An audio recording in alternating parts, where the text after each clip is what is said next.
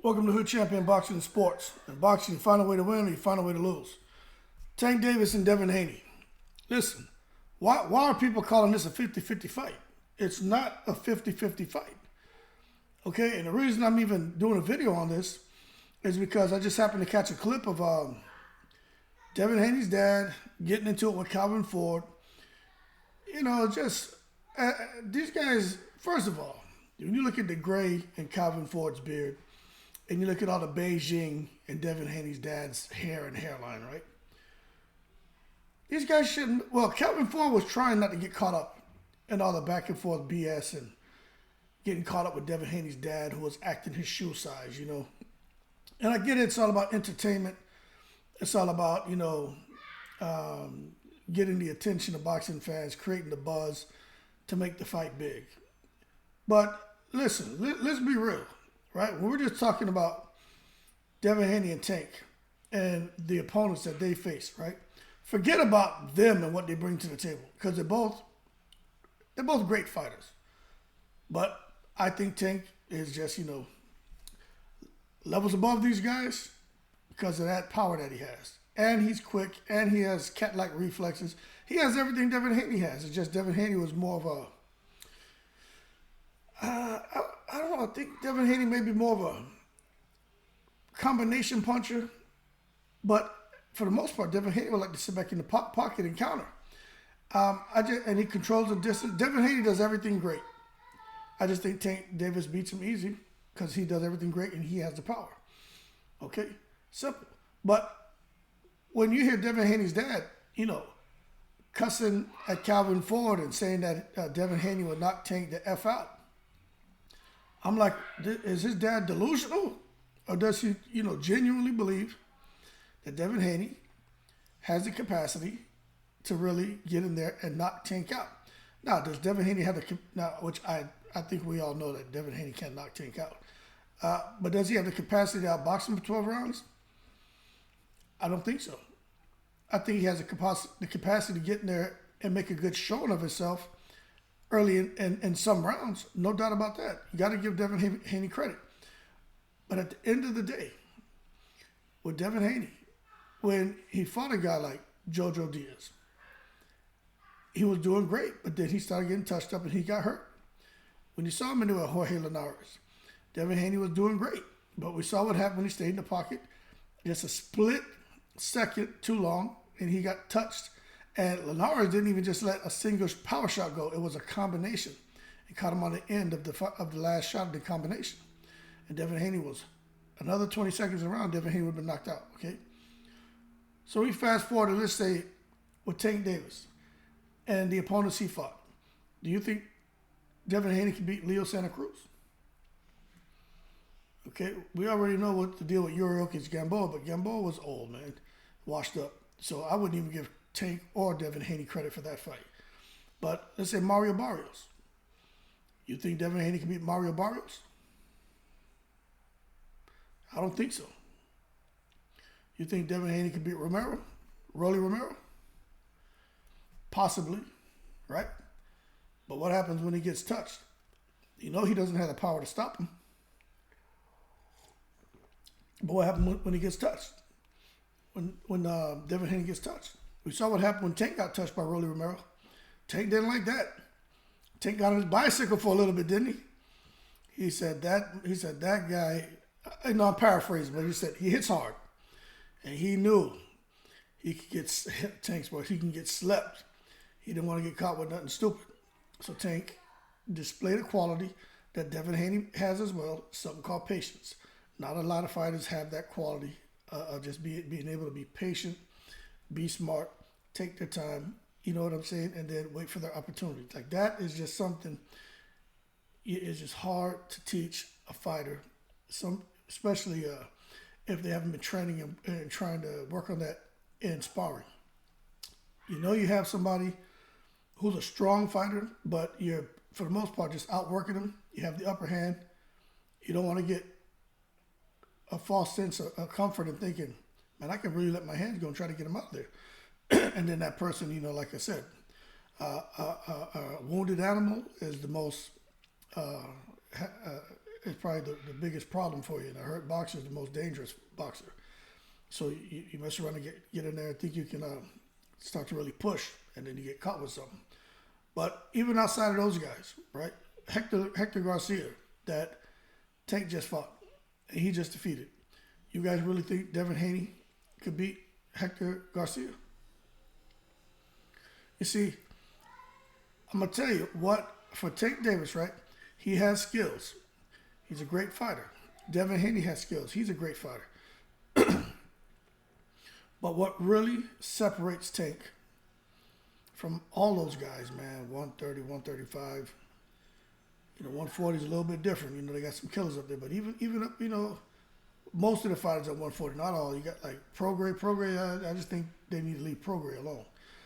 But at the end of the day, what really separates a lot of the fighters, a Tank from a lot of fighters, is just that power. And I think that's going to be the biggest discernment between him and Devin Haney, just like it has been between Tank and 26 of the 28 fighters that he fought. Because, Tank has 26 knockouts out of 28 fights.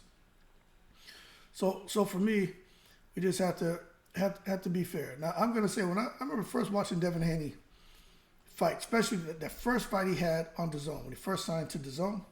Because remember, before he was signing to DAZN, he was managing his own career. He was fighting, he was active, but there wasn't much visibility because he didn't have a major network behind him. They were doing it on an independent level, and they were very successful at it. However, they just weren't getting the exposure that they needed. Social media has helped Devin Haney greatly, being out there in the Mayweather camp and coming up in that environment and getting some exposure, just like I said, with social media, showing him as a young kid and being this phenomenon, right? Has been good for him. But it wasn't really until he hooked up over there with Eddie Hearn on DAZN and started getting getting put on that platform and getting that exposure. And I remember watching him in that first fight on DAZN. And I was like, I swear, I was like, this is like another version of Mayweather. Like, that's just the stuff he was doing in that ring. And again, you got to have the right opponent. Don't get me wrong, but the stuff that, fix my damn head. The stuff Devin Haney was doing, I was like, it's going to be hard for someone to beat him. But as he started to bubble up in competition, you could see that Devin Haney was great. But with the competition, guys with speed, guys who can counter, guys who have a little bit of patience, especially someone who has enough power to buzz you, that could be problematic for Devin Haney. But it hasn't been enough for someone to claim a victory over him. And that's where you got to give Devin Haney credit. And you look at what he did to Kambosos. You got to give Devin Haney credit. Him going to a fight with Tank. You got to give Devin Haney credit, and you got to give him the benefit of the doubt to put on a very good representation for himself. At the same time, we can't take it to the stupid, okay?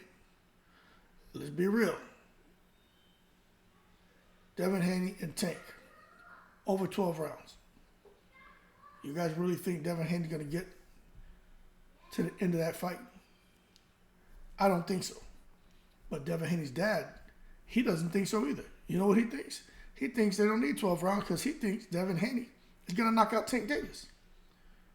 Now, if you guys didn't see that clip, it was on, and I don't mind talking about these other, social media platforms, content creators, man, because I think everyone out here who's taking time to do something like this deserves to be supported, right?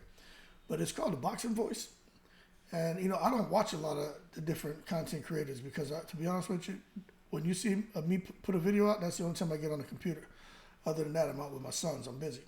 But yesterday, I decided to watch that whole WBC and why they're making Spence and Thurman, which was just really a waste of time because Suleiman just was like, that man has more excuses than a man going to prison, don't he? He was dodging questions left and right and coming up with all kind of crap.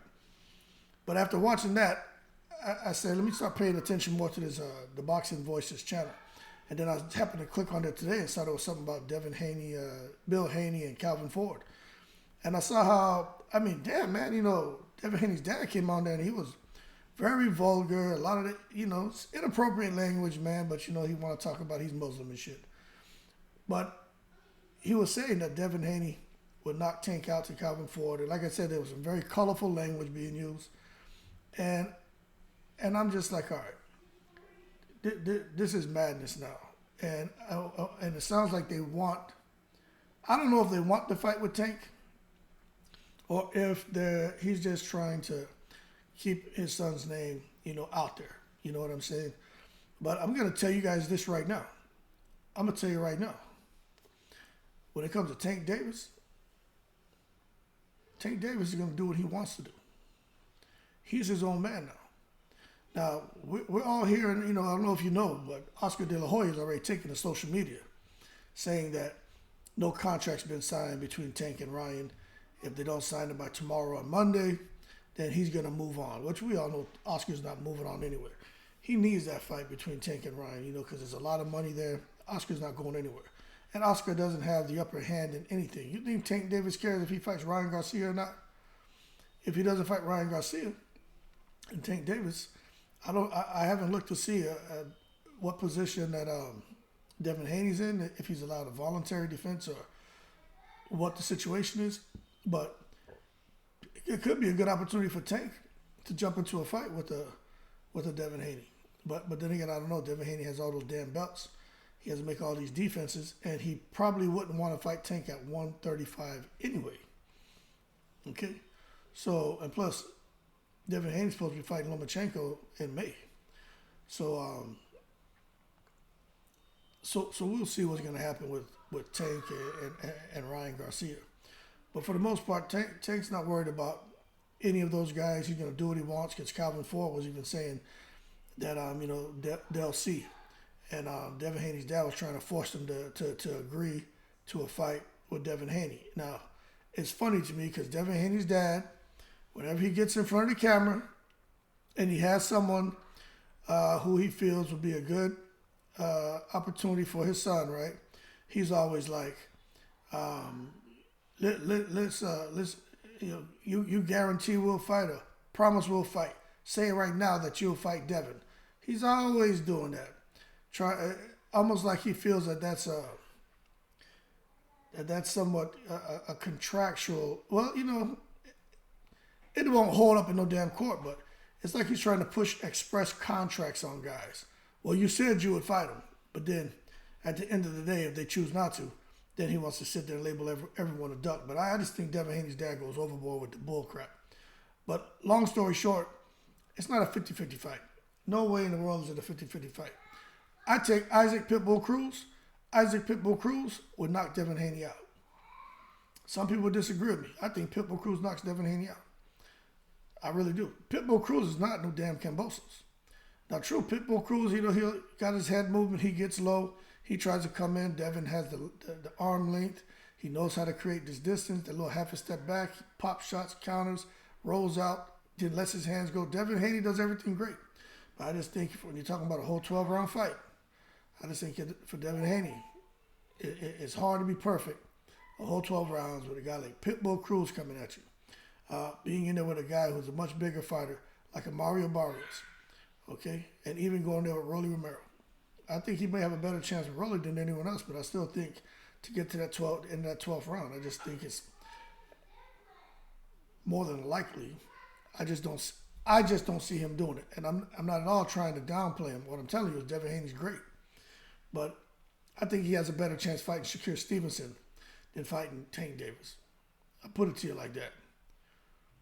Because both of those guys are very similar styles, great boxers, but neither one is really known as a puncher. And I think when you have someone, but sometimes it's not all about having that power. It's about the accuracy, the timing. But I just think with Devin Haney and Shakur Stevenson, it's a much safer fight because they'll both basically be in there tickling each other with their, soft hand, with their light punches, and they'll get to the finish line. But outside of that, let's just be real. Tank is the man, and he's the man for a reason. And when I hear people comparing him to Mike Tyson, right? They compare him to Mike Tyson. Now, when I say they compare him to Mike Tyson, no, it's 50% of people comparing to Mike Tyson, saying that he hits hard, he's a knockout artist, he's great in that aspect, right? The other half comparing to Mike Tyson because they say as soon as he steps up to someone who hits him back, he's going to quit. We haven't seen him quit yet. We've seen him be in boxing and fights, getting touched up and being behind on the cards, and he's never lost confidence in himself and has pushed through the adversity and come and end up knocking the guys out.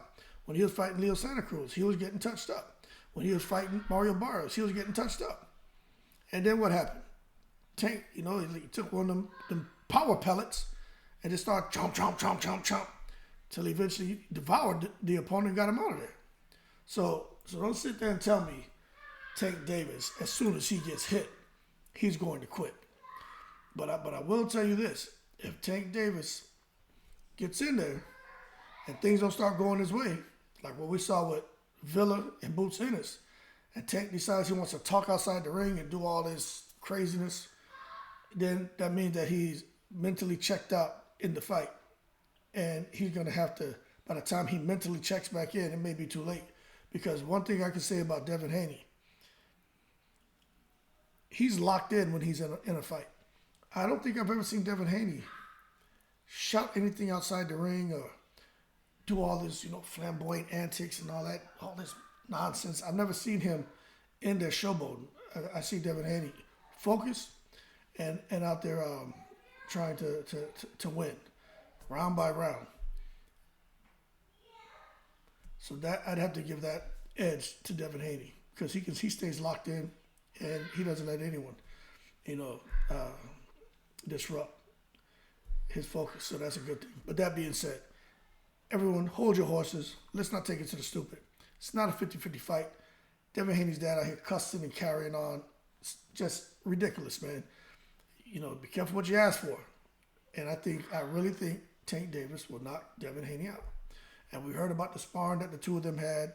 Mixed stories. Only the fly on the wall will give you the truth. But obviously Tank zapped him really good because Adrian Broner, he's the fly on the wall. Adrian Broner will tell the truth. But then after that, Devin Haney started to put some work in. Tank was out of shape. It is what it is. But an in-shape Tank with those small gloves, I think he stops Haney within 5 rounds. I think he stops Haney. But that's just me. But that being said, hopefully they can make that fight this year, stop all the back and forth nonsense, people acting their shoe size, and just be professionals, make the fight. Tank can kind of guide his own career now, so it shouldn't be any issue of him getting a fight with Devin Haney. But I know one thing I know for a fact. Tank not trying to pay all those sanctioning fees, and I can't blame him.